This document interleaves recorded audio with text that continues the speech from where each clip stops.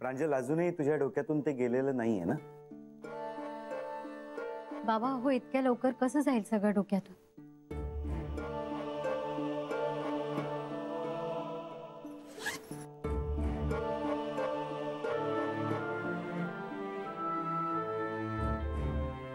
तुम्ही मम्माकडून पैसे घेतलेत हे मला पचतच नाही.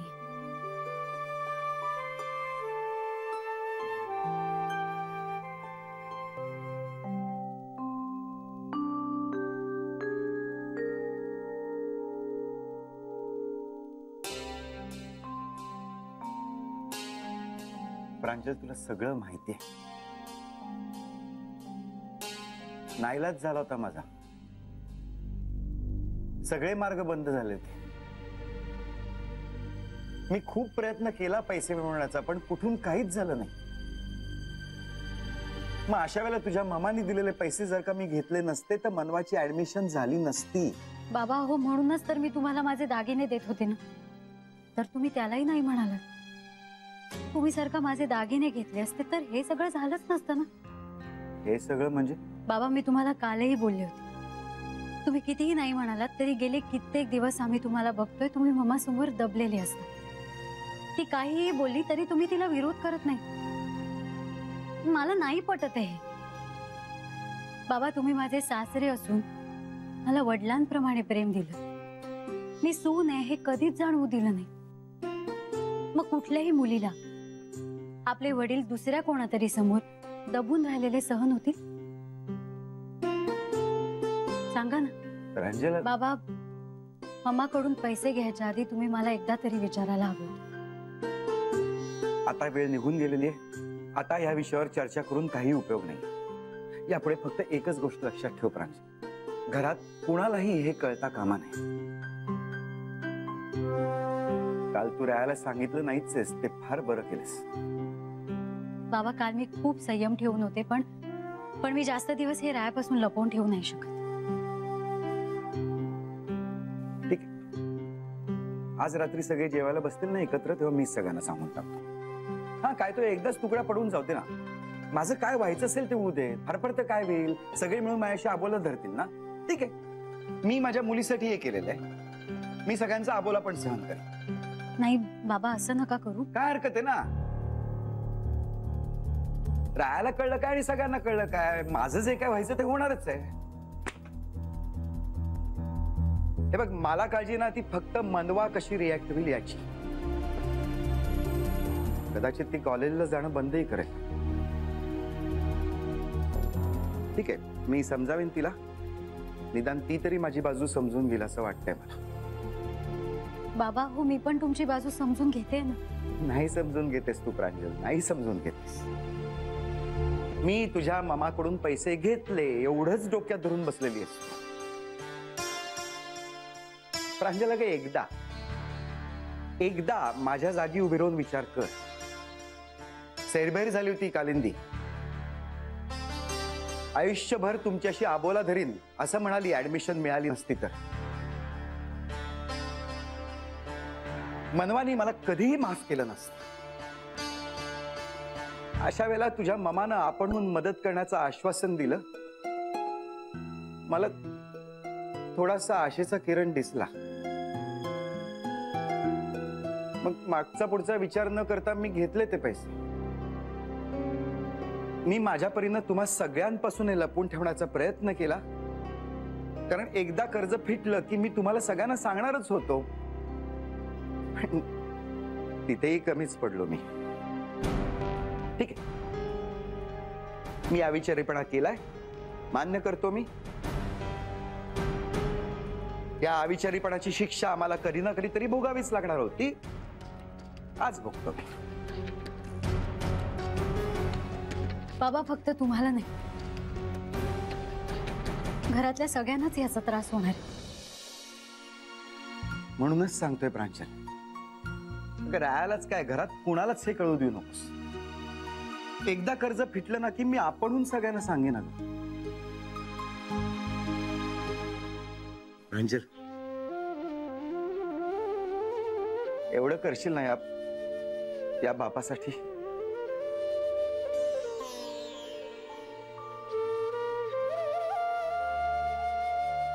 नाही सांगणार राहायला. मी शब्द देते तुम्हाला.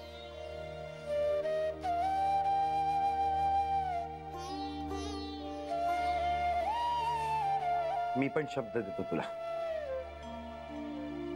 यापुढे मी तुझ्या मामासमोर दबल्यासारखा वागणार नाही.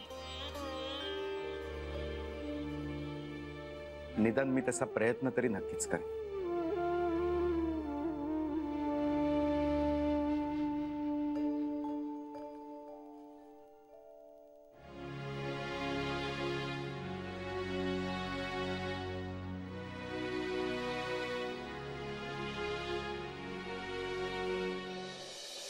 आता प्रियाने काय करायचं ठरवलंय? तिने की नाही तिच्या लाडक्या मम्माच्या म्हणजे माझ्या म्हणण्याप्रमाणे वागायचं ठरवलं. शेवटी काय आहे, आईच असते जी मुलीला अगदी शेवटपर्यंत मायाची पाखर घालत असते, बरोबर की नाही? आणि मी की नाही तिचं कधी काही वाईट होऊ देणार नाही, हे नक्की.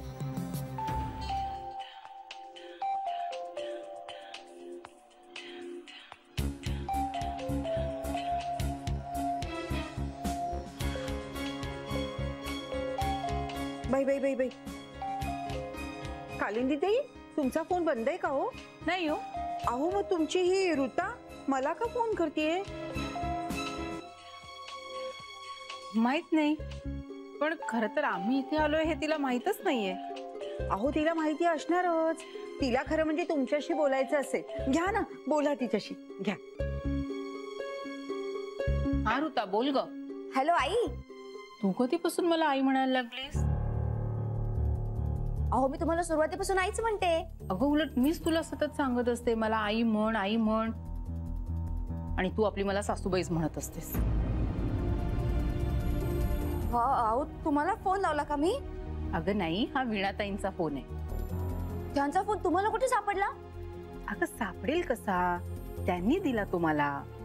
म्हणजे त्यांनी त्यांचा फोन तुम्हाला देऊन टाकला? त्यांचा फोन त्या मला का देतील? फोन त्यांचाच आहे, मी त्यांच्या घरी आहे, आणि त्यांना असं वाटलं की तू माझ्यासाठी फोन केलास म्हणून त्यांनी त्यांचा फोन मला दिला. कळलं? त्या तिकडे काय करतायत? हॅलो ऋता. हा हा ऐकतेय मी. अहो मला तुमच्याशी बोलायचं नव्हतं, मी माझ्या आईला फोन लावला होता, पण प्रांजलच्या मम्माला कसं काय फोन लागला मला लक्षातच येत नाहीये. ऋता ग, किती वेंधळेपणा करतेस तू. तुझ्या आईचं नाव सुरू होतं एम वरून, प्रांजलच्या मम्माचं नाव सुरू होतं व्ही वरून. हो अहो पण, आणि अगं दोघींचे नंबर सुद्धा किती वेगवेगळे आहेत. हो. हे बघ, आता परत असा गोंधळ करू नकोस. हो ठेवते मी फोन. ठेव आता फोन. मी जायच्या आधी बायका तिथे कशा काय पोचतात? तर पुन्हा पैसे घेणं लांबणीवर पडलं माझं. आमची ऋता पण ना अगदी वेंधळी आहे. ती तिच्या आईला फोन लावत होती, चुकून तुम्हाला फोन लावला तिने. हो का? खरंच आहे, पण काही वेळेला ती फारच वेंधळेपणा करते हो. सासूबाई, मी जरा बाहेर जाऊन येतो.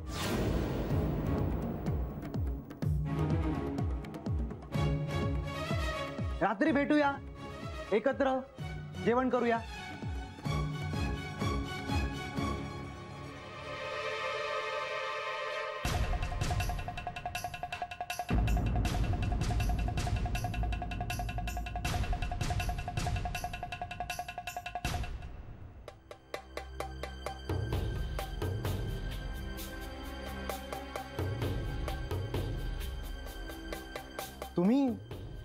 तुम्ही इथे पण आलात मला मारायला?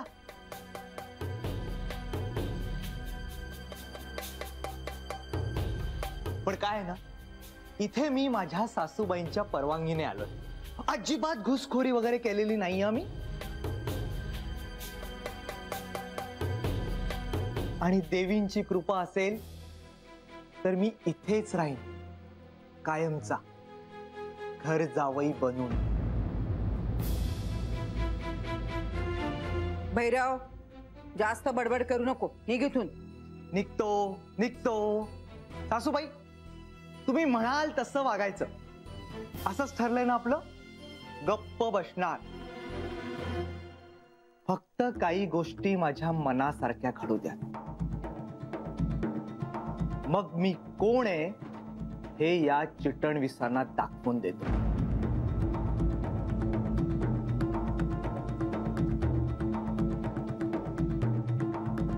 भैरव,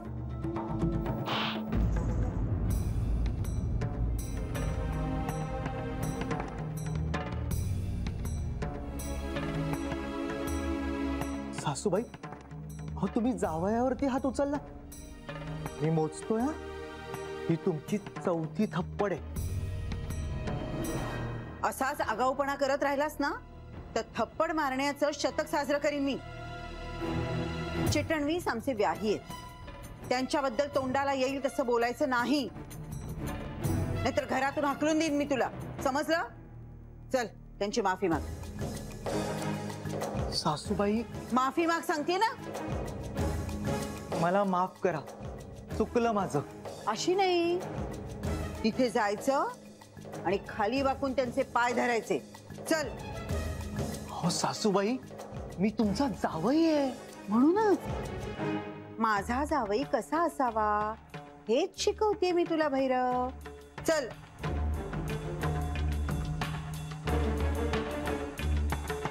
माफ करा मला. अहो राहू दे. असं कसं, असं कसं? याला की नाही असंच पाहिजे. चल रे, आता यांना नमस्कार कर.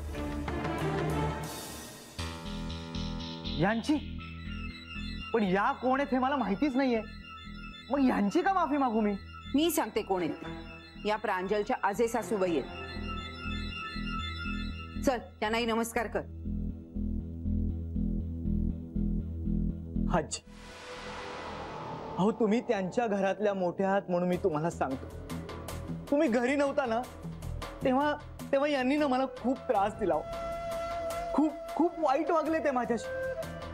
नाही म्हणजे माझ्याशी वाईट वागले याच्याबद्दल माझं काहीही म्हणणं नाहीये, पण माझ्या बायकोशी, प्रियाशी, तिच्याशी पण खूप वाईट वागले होते. त्यांनी ना तिला घरात डांबून ठेवलं होतं. मी मलाही मारून मारून घरातनं बाहेर काढलो. खरं तर आजी, यांनी माझी माफी मागायला हवी, पण आता काय आहे, सासूबाई सांगतायत ना म्हणून मी तुमची माफी माग. भैरव, हे रडगाणं बंद कर. आधी आजींची माफी माग आणि जा कुठे जायचंय ते. मला माफ करा. येतो सासूबाई.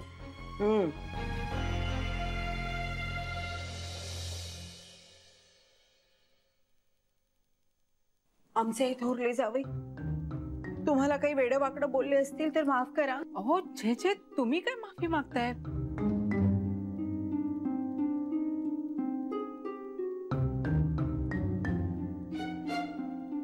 बरं, आम्ही आता निघू का? बराच उशीर झाला. अगं बाई, इतक्या लगेच? हो, स्वयंपाक व्हायचंय अजून. हो का? पण खरं सांगू का, मला फार बरं वाटलं तुम्ही दोघी आलात. झालं गेलं सगळं विसरून जा म्हणजे झालं. आणि नकळत आमच्याकडून काही चूक झाली असेल ना तर. अहो कसली चूक? छे बाई, मी तर ते केव्हाच विसरून गेले. आणि खरं सांगू का, माणसांनी ना अशा छोट्या छोट्या गोष्टी विसरून जायलाच हव्यात. सगळं लक्षात ठेवलं तर जगणंच मुश्किल होऊन जाईल, नाही का?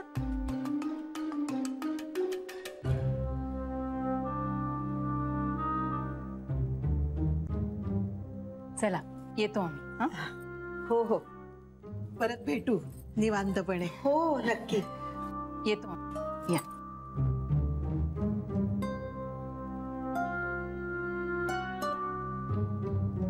बाई बाई बाई बाई, कधी कधी हा भैरव इतका हातताईपणा करतो, पण या वेळेला माझ्या ते पथ्यावरच पडलं. चला, निदान आता तरी या दोघींना माझा संशय येणार नाही. सुटले ग बाई, सुटले.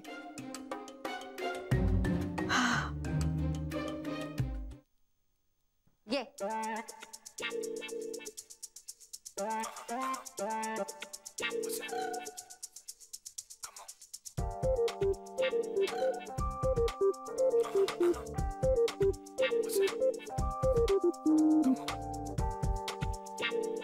अस्वस्थ आहे आणि तुला हसायला काय येतंय?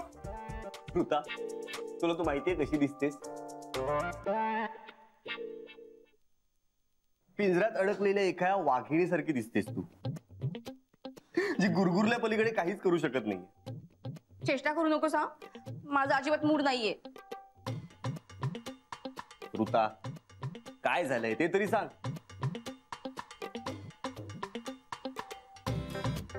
मी लॉटरीचं तिकीट काढलंय आणि ते हरवलंय. एवढंच ना? मग काहीच हरकत नाही, कारण तुला आहे ना ते तिकीट लागणार नव्हतं. हो अगं, आपल्या नशिबात इतक्या सुखासुखी पैसा नाहीच आहे. तुझ्या नशिबात नसेल पण माझ्या नशिबात आहे. आणि थोडे थोडे की नाही, चांगले 50,000 आहेत आणि ते मी मिळवणारच. तुला 50,000 रुपयाचं बक्षीस लागलंय? हो म्हणजे लागल्यासारखंच आहे. ऋता, एकतर बक्षीस लागतं किंवा नाही लागत. हे लागल्यासारखं आहे म्हणजे नक्की काय? म्हणजे बक्षीस लागलंय पण तिकीट हरवलंय म्हणजे लागल्यासारखंच आहे. हो, तिकीट हरवलंय ना? शोध की, काहीतरी हरवलेल्या गोष्टी तुला लगेच सापडतात नाही का? तू उद्या बघशीलच, माझ्या हातात 50,000 रुपये असतील. लोक झोपेत स्वप्न बघतात ते माहिती होतं, पण जागेपणी स्वप्न पाहतात हे पहिल्यांदाच पाहतोय मी. आता उद्या डायरेक्ट वीणा त्यांच्या घरी जाऊन धडकणार आणि त्यांच्याकडनं 50,000 घेणारच. पास झाली फोनाफोनी. त्यांच्या घरी डायरेक्ट गेले म्हणजे त्यांना पैसे देण्याशिवाय पर्यायच राहणार नाही. हे चांगली. वीणा त्यांनी भैरवच्या कानाखाली मारली. हो ना, आम्हाला सुद्धा आश्चर्य वाटलं. म्हणजे तो भैरव कसाही असला तरी बाहेरच्या माणसांसमोर आपल्या जावयाला असं मारणं हे काय बरोबर नाही हो. मला तर हे अजिबात पटलेलं नाहीये. ते म्हणजे आपण असताना आपल्या समोर त्यांनी थोबाडीत मारली त्याच्या.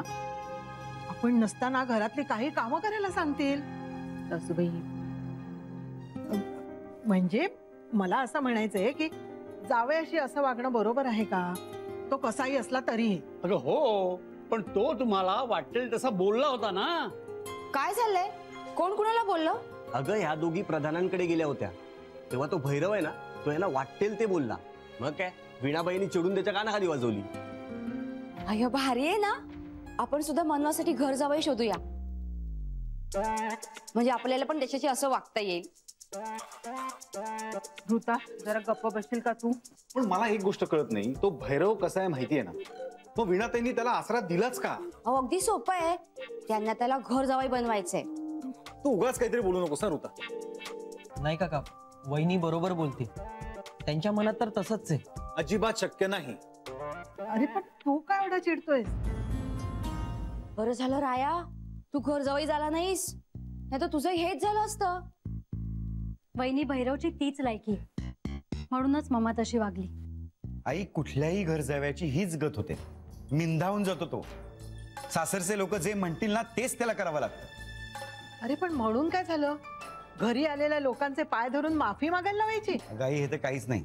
आमच्या ऑफिसमध्ये आहे घर जावई, त्याला तर मिनिटाचा हिशोब द्यावा लागतो.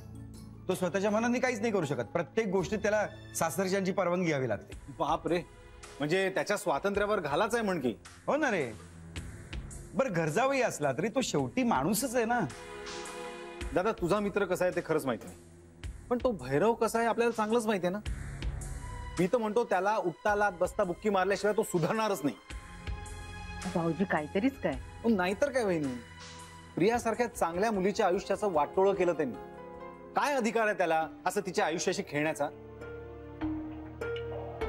काका म्हणतायत ते बरोबर आहे. मी ताईच्या डोळ्यात याआधी कधीच अश्रू बघितले नव्हते. सतत हसत असायचे. कुठलंही टेन्शन असलं ना तरी म्हणायचे, आपण सुखात असो किंवा दुःखात असो, हे दिवस लवकरच सरणार आहेत. म्हणजे आपण सुखात गाफील राहत नाही आणि दुःखात खचूनही जात नाही. भैरवशी लग्न केल्यानंतर नेमकं ती हेच विसरली. खरं सांगायचं तर प्रेम ना, एक तर माणसाला नीट रस्ता दाखवतो किंवा त्याच्याकडून 1000 चुका तरी घडवतो. प्रियाच्या बाबतीत नेमकं हेच झालंय. तिने त्याच वेळी नीट डोळे उघडे ठेवून भैरवच्या बाबतीत विचार केला असता ना, तर आज ती सुखात राहिली असती. कोणीही चांगला मुलगा तिच्याशी लग्न करायला हसत हसत तयार झाला असता. मी आलोच.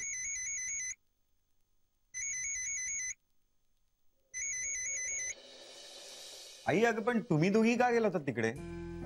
अरे मधल्या काळात आपल्या घरात जे काही घडलं ना त्याविषयी बोलायला गेलो होतो.